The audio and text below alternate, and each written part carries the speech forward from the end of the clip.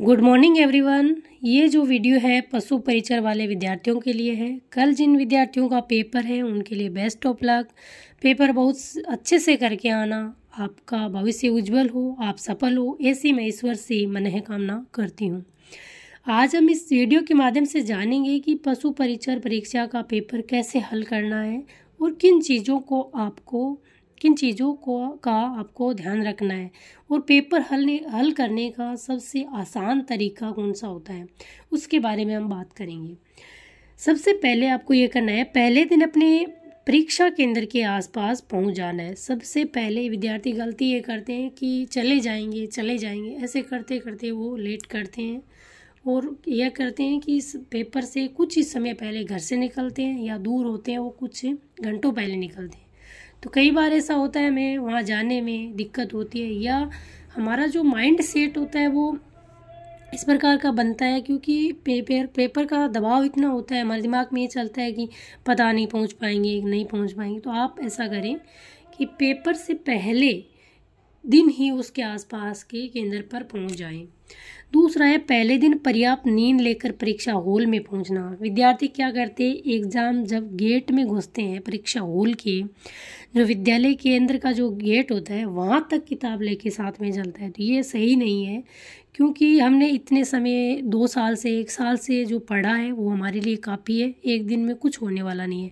अगर आप लास्ट 5-6 घंटों में ऐसा करते हैं तो आपका क्या होता है, जो पढ़ा हुआ होता है वो सब मिक्स हो जाता है कि आपको लगता है कि क्या पढ़ा क्या नहीं पढ़ा। तो आपको पर्याप्त नींद लेके ही जाना है। कई बार विद्यार्थी ऐसे करते हैं कि क्या है, आज ही तो पढ़ना है, एक रात ही तो पढ़ना है, सब कुछ पढ़ लेता हूँ।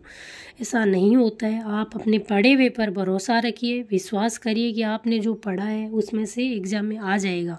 इस सोच के साथ आप नकारात्मकता से दूर रहते हुए इस सकारात्मक सोच के साथ आप पेपर देने जाएं और परीक्षा से पहले दिन आप नींद लेके जाएं। अगर आप नींद नहीं लेके जाते हैं तो आपका माइंड वहाँ काम नहीं, आप कितना ही पढ़े होंगे 2 साल से 1 साल से, वहाँ आपका माइंड काम नहीं करेगा और जो आप करना चाहते हैं वो वहाँ नहीं कर पाएंगे। तो आपको पहले दिन पर्याप्त नींद लेकर जाना है। परीक्षा से 5-6 घंटे पहले पुस्तकों से दूरी बना लेनी है, नकारात्मक चीज़ों से दूर रहना है। जैसे मतलब आप परीक्षा हॉल में जाते हैं, परीक्षा केंद्र के आसपास जाते हैं, वहाँ पर बहुत सारे विद्यार्थी होते हैं, वो कहते हैं हमने ये पुस्तकें पढ़ी, ये किताबें पढ़ी, हमने ये नोट्स पढ़ी, हमने ये पढ़ा। तो इन चीज़ों से आपको दूर रहना है क्योंकि ऐसा आप करते हैं तो आपके दिमाग में नकारात्मक चीज़ें आ सकती है कि मैंने तो ये पढ़ा नहीं। आप दबाव में आ सकते हैं और आप ये महसूस होने लगे कि मैं तो परीक्षा केंद्र से बाहर हो जाऊंगा। तो आपको इन चीज़ों से दूर रहना है। आपको यही सोच के जाना है कि जो मैंने पढ़ा है वो सही पढ़ा है और जो मैंने पढ़ा है वो मेरे एग्ज़ाम में आ जाएगा, वो मुझे सब कुछ याद है। तो ऐसा करके आपको जाना है। कई विद्यार्थी होते हैं बिना खाए पिए, बिना नहाए धोए परीक्षा हॉल में पहुंच जाते हैं और इतने टेंशन में रहते हैं और इतने दबाव में रहते हैं। तो आपको क्या करना है, आराम से मस्ती से जाना है और नाश्ता पानी सब कुछ साथ में लेकर जाना है। अगर दूर से जाते हो तो नाश्ता पानी साथ में लेकर जाना, अगर पास में है आपके अंदर के तो नाश्ता पानी करके ही घर से निकलना। स्वस्थ शरीर में ही स्वस्थ मस्तिष्क का निवास करता है। अगर आपका शरीर स्वस्थ है तो आपका मस्तिष्क भी स्वस्थ होगा। इस चीज़ को आपको ध्यान रखना है। तो स्वास्थ्य का सबसे पहले आपको ध्यान रखना है।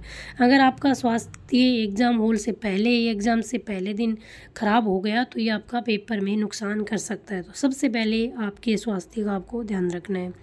दोस्तों से विषय सामग्री पर विचार विमर्श नहीं करना। ना तो आपको ऑनलाइन ना ऑफलाइन किसी भी माध्यम से आपने दोस्तों से इस समय डिस्कस नहीं करना है कि आपने क्या पढ़ा, आपने कितना पढ़ा, आपको कितना याद है। ये चीज़ें आपको दबाव में लाएगी, नकारात्मकता की तरफ ले जाएगी।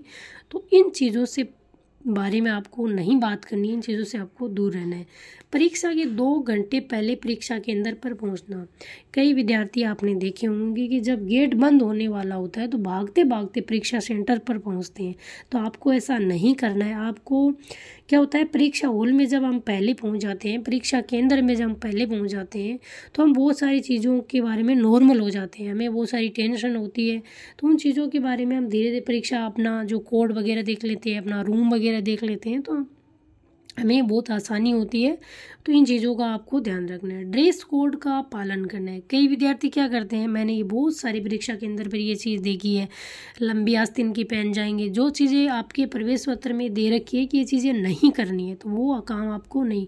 आप पशु परीक्षा देने जा रहे हैं, पढ़े लिखे हैं, तो आप क्यों नहीं इन चीज़ों का पालन करते।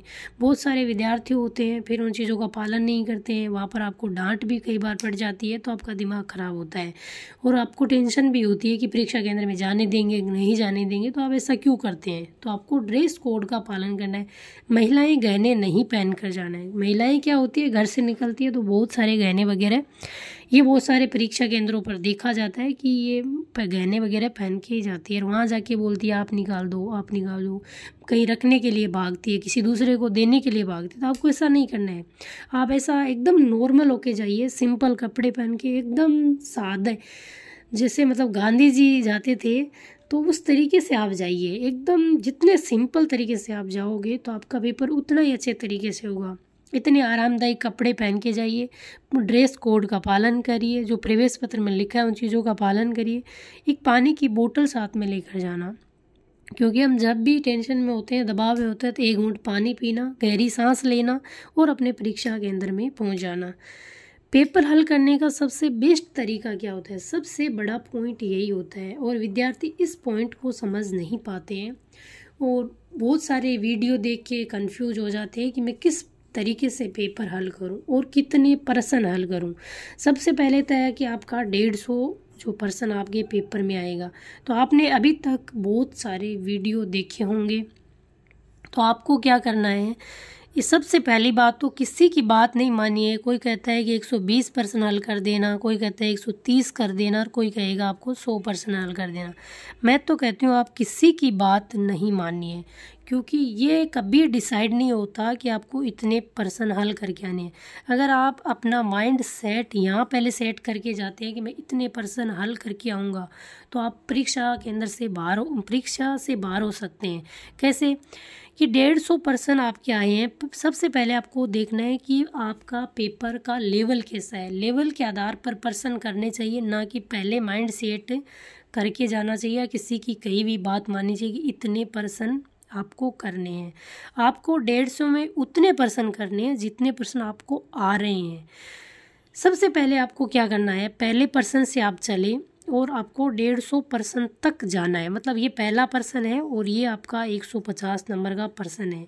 तो आपको कई विद्यार्थी ये करते हैं कि पहले मैथ के करते हैं, जिनको मैथ अच्छी लगती है, साइंस अच्छी लगती है तो उनको साइंस वाले करते हैं, जिनको जीके अच्छा लगता है वो जीके वाला पेपर करते हैं। तो मेरे हिसाब से ये नहीं करना चाहिए, आपको पहले प्रश्न पे ही जाना चाहिए। कई कहते हैं कि आपको 10 वाले प्रश्न नहीं आ रहे हैं, शुरुआत के 10 प्रश्न, तो आप फिर दबाव में जाएंगे। ऐसा नहीं होता है। आपको ऐसे करना है कि मेरे को जितने प्रश्न 1 से लेकर 150 तक जितने प्रश्न आते हैं मैं वो प्रश्न करूँगा या करूँगी। तो आपको पहला प्रश्न पढ़ा, आपको नहीं आया, दूसरा प्रश्न आपने पढ़ा, नहीं आया, कोई बात नहीं, नहीं आया, तीसरा पढ़ा, आपको ये आ रहा है, तो आप ऐसे करना, इस प्रश्न पे टिक कर देना, ये मेरे को आ रहे हैं।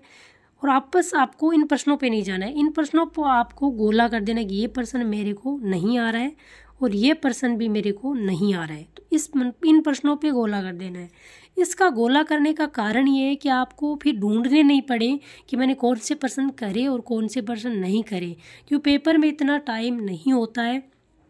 और आपको क्या करना है, 10 प्रश्न का टारगेट लेके चलना है। यहाँ मानो कि 10 नंबर का प्रश्न है, तो आपको क्या करना है, 1 पढ़ा, दूसरा पढ़ा, तीसरा पढ़ा, ऐसे पढ़ते पढ़ते 10 प्रश्न आपने पढ़े।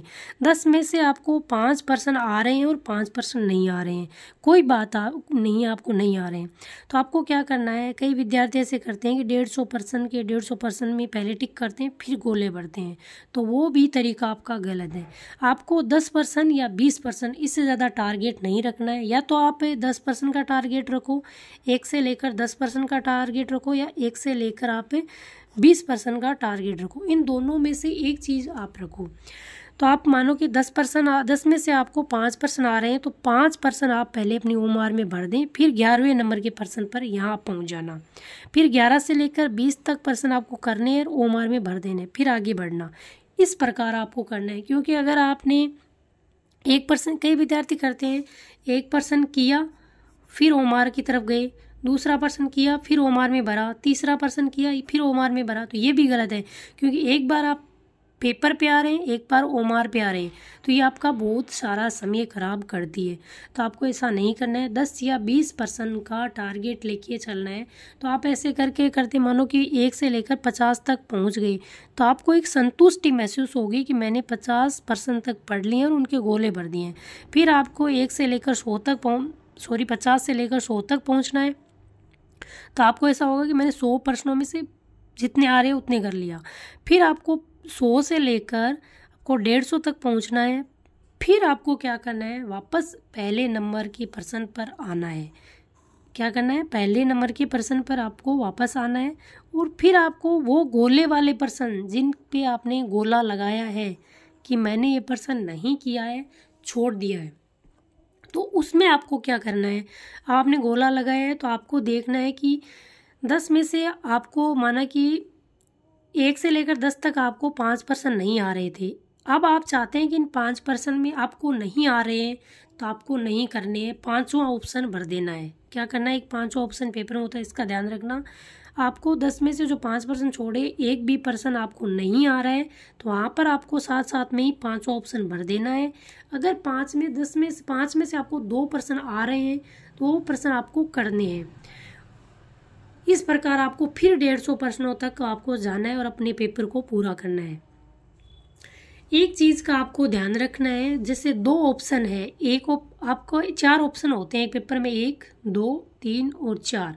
इसमें क्या करते हैं, ये 2 ऑप्शन तो आपको पता है, बिल्कुल भी आपको पता है कि ये तो नहीं हो सकते, ये तो गलत है। आप यहाँ पर कंफ्यूज हैं, तो मेरे हिसाब से ये 2 में कंफ्यूज वाले पर्सन आपको अटेंड करने चाहिए, क्योंकि ऐसे हो सकता है आपको 20-25 पर्सन ऐसे हों कि जिसमें 2 में कंफ्यूज और आप उनको छोड़ते हैं तो नुकसान करते हैं। 2 में कंफ्यूज वाले पर्सन आपको अटेंड करने चाहिए। अगर आपको बिल्कुल ही नहीं आ रहा है, जहाँ वहाँ पर आप तुक्का लगा रहे हैं, तो इस प्रकार के पर्सन आपको नहीं करने चाहिए। तो सबसे बेस्ट तरीका आपको मैंने बता दिया मेरे हिसाब से, और आप अपना तरीका अपनाइए। सबसे बेस्ट आपको अपना तरीका कौन सा लगता है, उसके हिसाब से अपने पेपर को हल करिए। मेरी शुभकामनाएं आपके साथ हैं। जय हिंद, जय भारत।